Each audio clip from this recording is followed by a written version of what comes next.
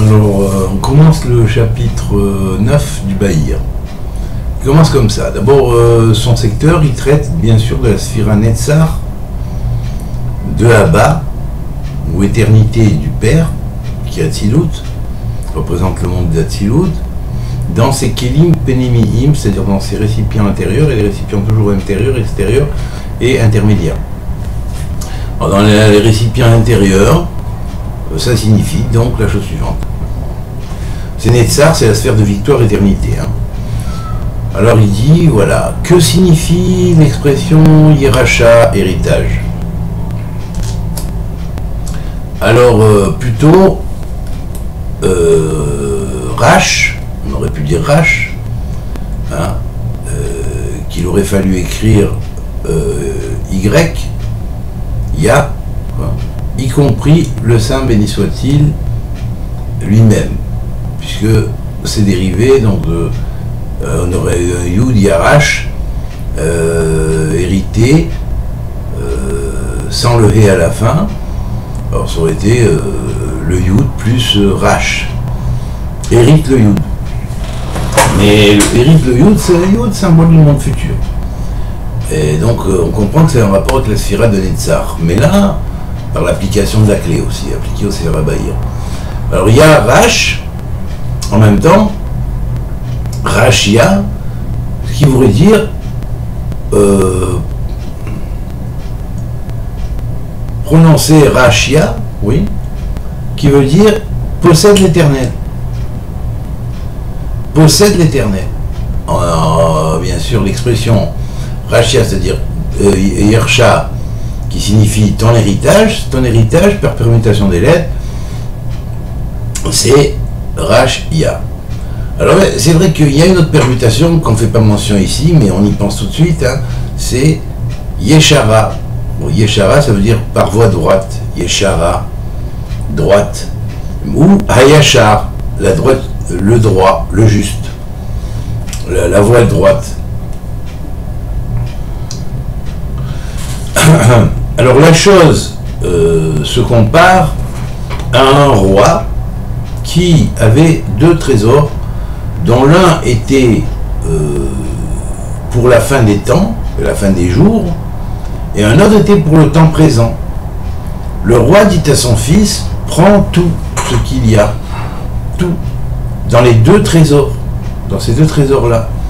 Celui de ces temps-ci, de ce monde-ci, et celui du monde futur. D'ailleurs, les deux, dans le monde Yaracha, sont figurés par le Yud et le Resh, le Yud et le He, alors que le Shin et le Resh vont former le mot Rash, qui veut dire Resh le Shin, qui vont former le mot Rash, qui veut dire héritage par lui-même déjà. Ouais, déjà, c'est hérite. Donc, hérite, Yud et Yud, le monde futur, et ce monde présent. Et là, le roi lui a dit donc à son fils, prends les deux trésors de toi, le trésor de ce monde-ci et le trésor du monde futur. Et le fils se dit alors en lui-même, peut-être mon père ne veut-il pas me donner ce qu'il a mis de côté, soit dans le monde suivant-ci, soit dans le monde futur. Et il doute de lui. Il doute de lui.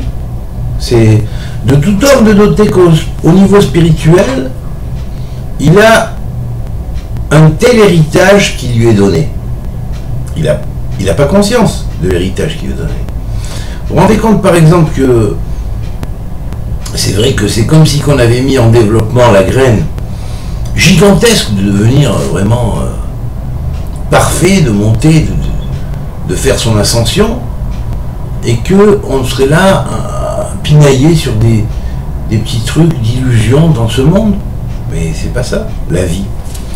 La vie, c'est l'éternité, c'est comme le dit la clé, au travers du Pérec analysé, c'est-à-dire du chapitre analysé, du Bahir en application de la clé, Tanachique et aussi Bahirique, on pourrait dire appliqué au Bahir. Il dit au livre de la splendeur, de l'éclat, pardon, et là on veut dire donc c'est Netzar qui est visé, c'est l'éternité, l'immortalité. Et donc le père lui dit non, tu peux jouir des 2 trésors maintenant, c'est à toi.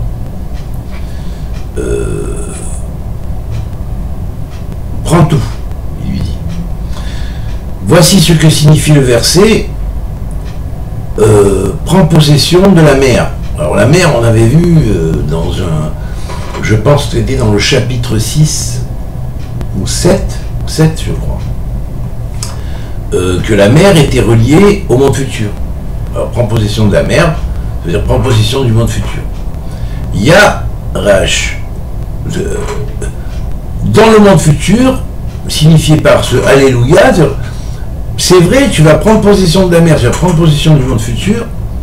Hein, ce monde-ci correspond à comme une île au milieu de la mer qui est le monde futur.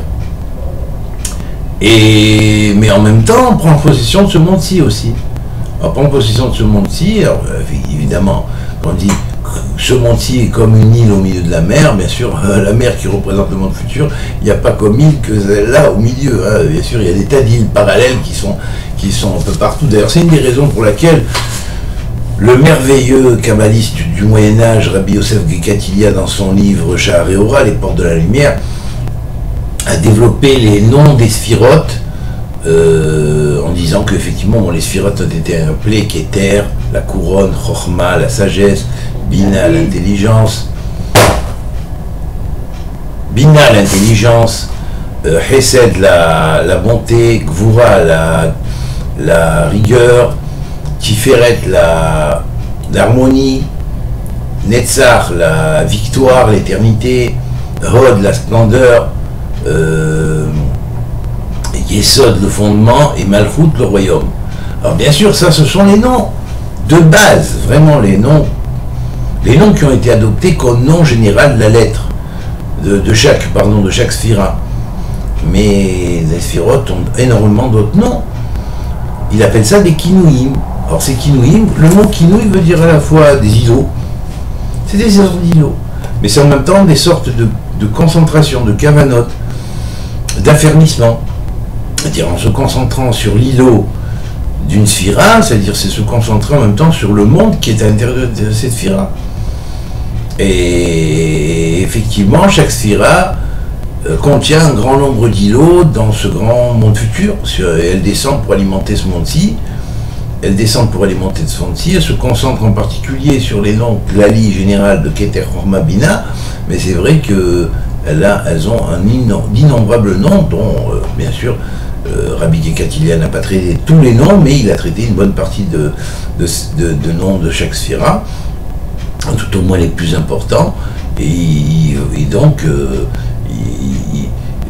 ces îlots vont être les points fermes sur lesquels, dans cette grande mer du monde futur, on peut s'appuyer, on a où poser ses pieds, entre un îlot et un autre îlot, vous voyez.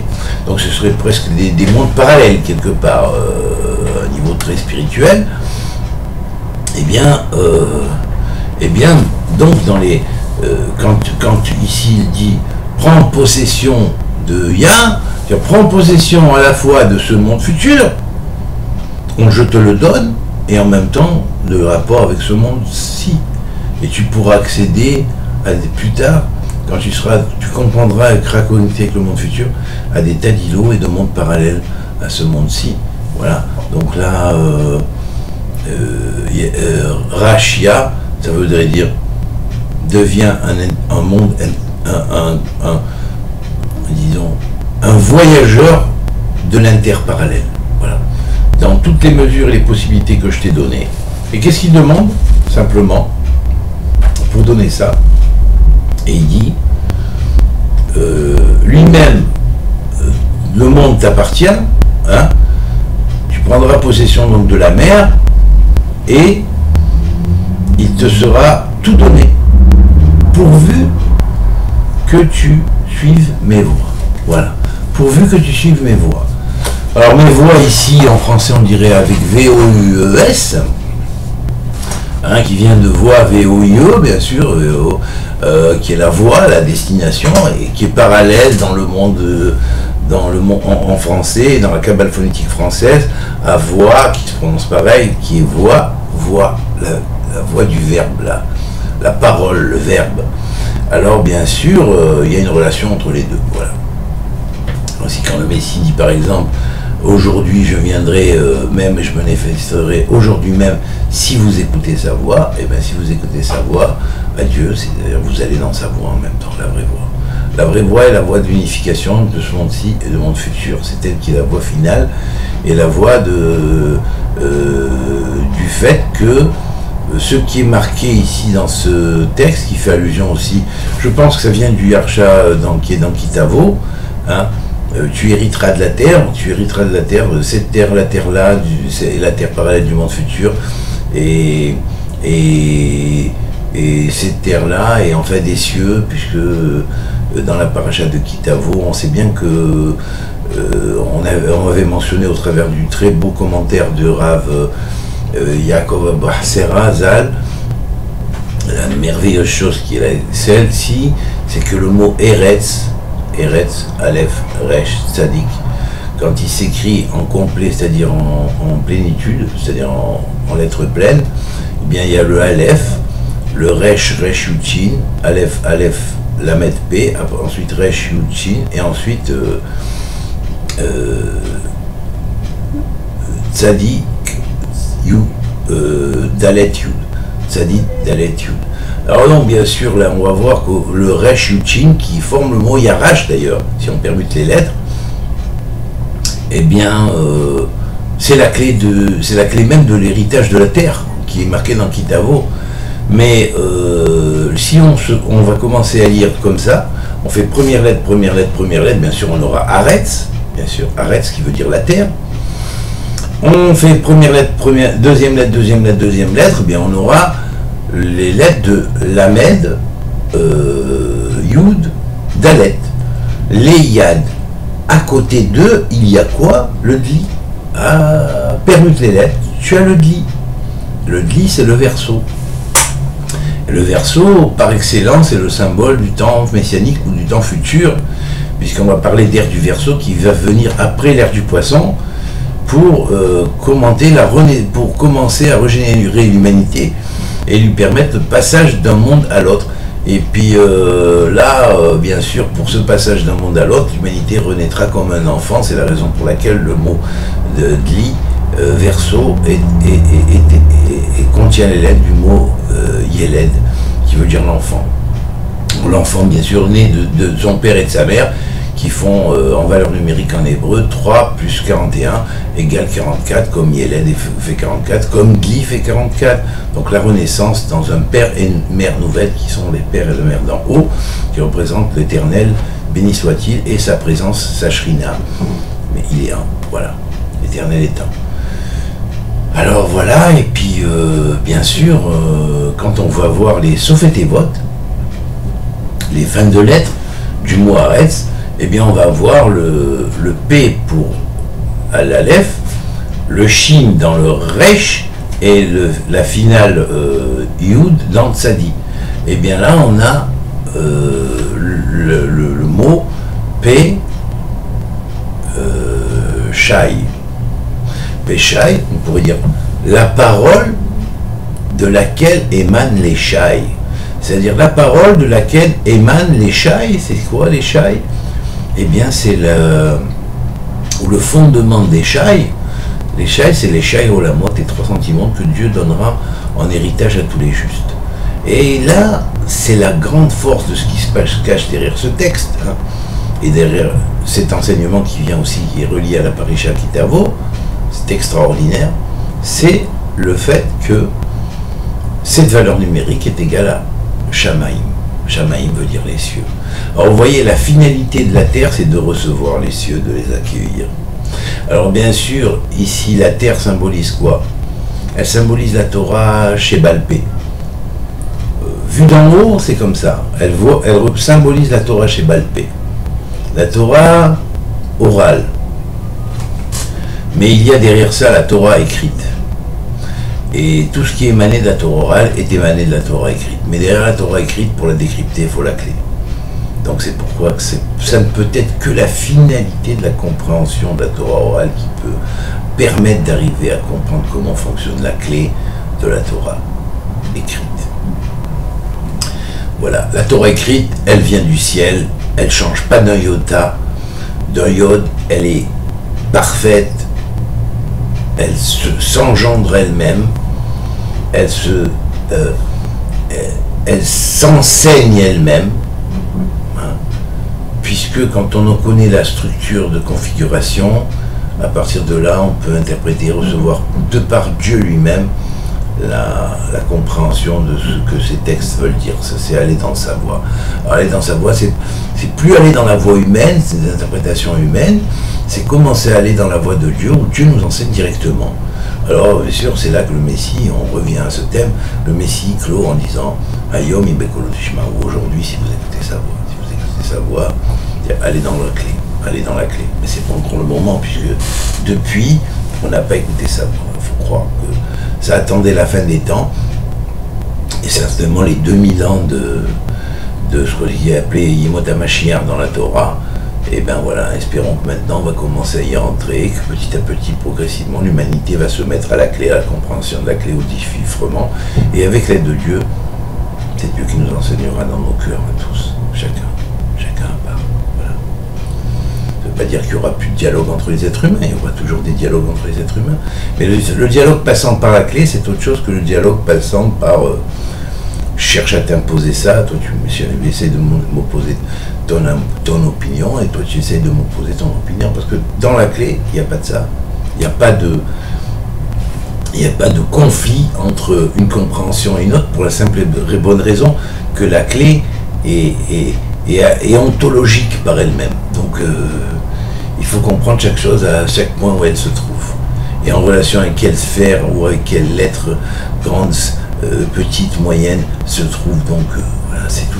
Et là, à partir du moment où la clé est appliquée, il n'y a plus de problème d'opposition dans les compréhensions, il n'y a plus de marlocote, déjà à l'intérieur même de ceux qui travaillent les textes en hébreu, appelés tanachiques, mais il n'y aura plus non plus d'incompréhension entre les textes qui ont suivi, c'est-à-dire clé évangélique et clé coranique. Voilà, et toute l'humanité sera un, puisqu'on pourra même comprendre ce qui était avant, c'est-à-dire qui est lié aussi à la Torah primordiale qu'on appelait la Torah Rishona de Atik Yomin ou Torah Keduma, voilà, qui fait un avec la Torah du monde du Tikkun, qui permet de réparer une cassure qu'il y a eu à un moment donné dans la Torah Keduma. Voilà. Comme tout, à très bientôt.